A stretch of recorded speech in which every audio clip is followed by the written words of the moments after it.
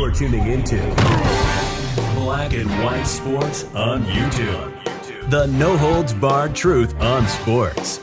The main event starts now. All right, Black and White Sports supporters, let's talk about the NFL. And, well, let's just keep it real. They're greed.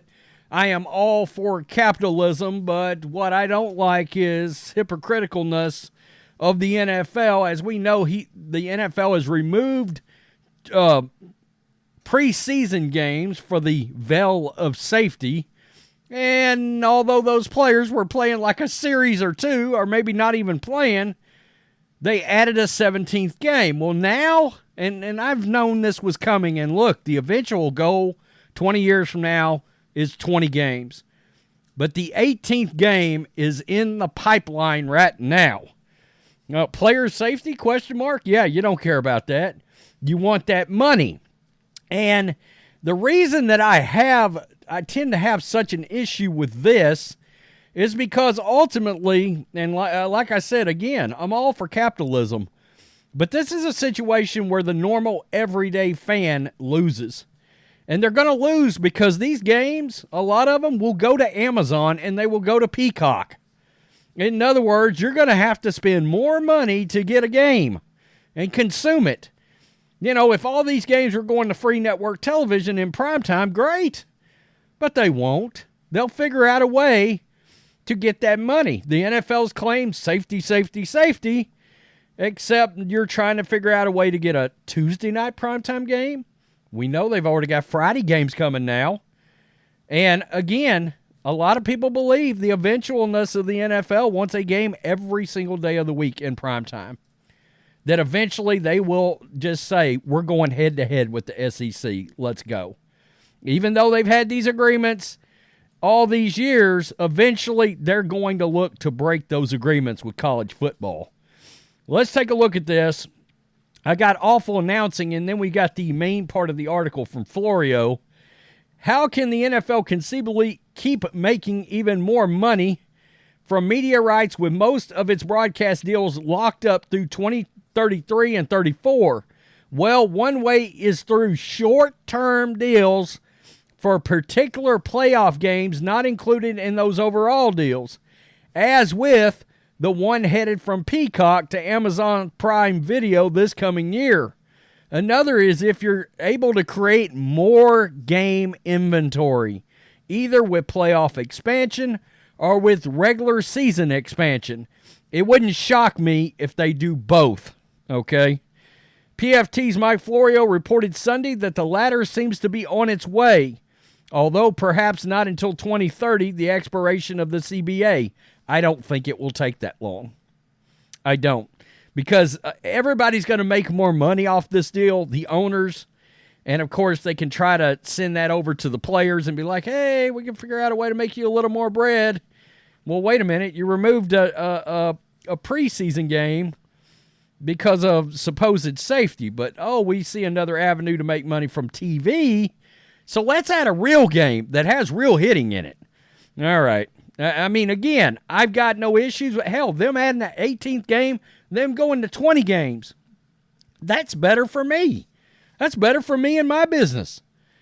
But, I don't want to hear player safety and all that crap because that's not really a thing. It's money, money, money. And again, in this case, the consumer loses because they'll figure out a way to make this streaming exclusive for a lot of these games, and that's gonna hurt the normal everyday fan. When immersed in the NFL universe for multiple days, you pick up a few things. Here's one thing I picked up this time around. The push to 18 regular season games hasn't been abandoned. Health and safety concerns be damned. The first hint of it came when Browns general manager Andrew Berry explained to PFT Live that Cleveland and other teams are proposing a delay in the trade deadline by 14 days. From the Tuesday after Week 8 to the Tuesday after Week 10. Berry said that 1 week was aimed at accounting for the extra week created by the 17th regular season game. And the second week was anticipation of further expansion of the regular season to, you got it, 18 games. That happened on Tuesday, and talking to folks after that, I mentioned Barry's plan with the anticipation of another game. The reaction was basically, quote, yeah, that's coming. There you go. It likely won't come until the next labor deal, and the league will likely have the same determination then that it had 4 years ago when it was clear the league wanted an extra game badly enough to lock out the players like the NFL did in 2011. Wow. The one hand, the players share the extra money that comes from extra games. On the other hand, how many more games can the human body endure? Well, here's another byproduct of this, folks. You can see that the product has got worse for two reasons. Number one, so many of these coaches have gotten where they have abandoned playing their starters during preseason games. I don't care what anybody says, but 10 years ago, before that became a thing, the product was better on the field week 1. And it was certainly better week 2, 3, 4. Now the product is not very good for the first full month. And that's because so many of these starters are not playing at all during the preseason anymore. And it's made the game worse, most notably on defense with tackling. Just the fundamental of tackling is worse. And safety, forget about it. At one point when the NFL wanted to go straight from 16 to 18, someone floated the idea of 18 games with players appearing in a maximum of 16 each. Maybe the 18th game comes with a caveat that in addition to a bye, no player can play more than 17 regular season games. There probably would be an exception for quarterbacks. The league don't want to give up that cash cow. Kickers, punters, and long snappers. How is that going to be bargained?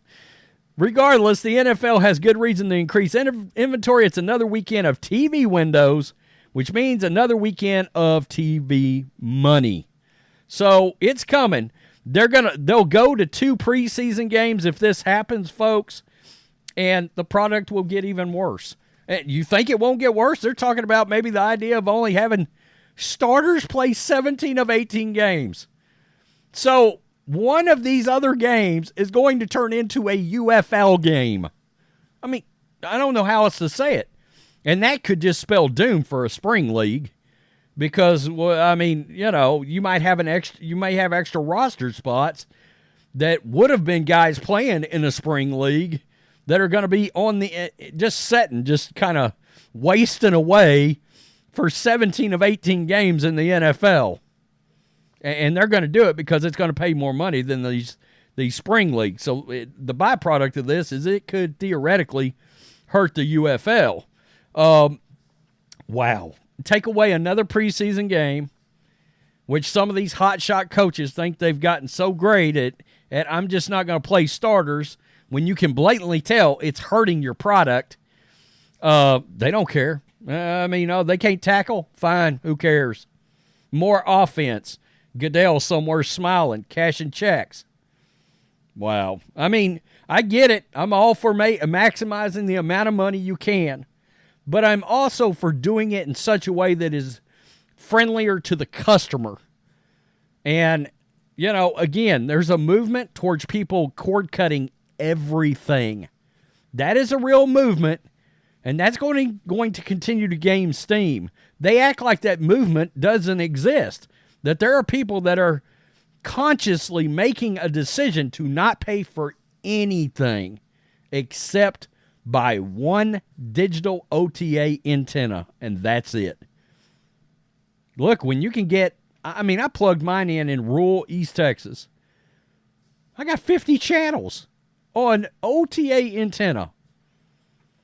I don't want to have to I pay it, but I also cover it for a living. Yeah, it's crazy. Tell me what you think. Peace. I'm out. Till next time. Thanks for watching the show. Be sure to like, comment, and subscribe. Be sure to tune in next time on Black and White Sports.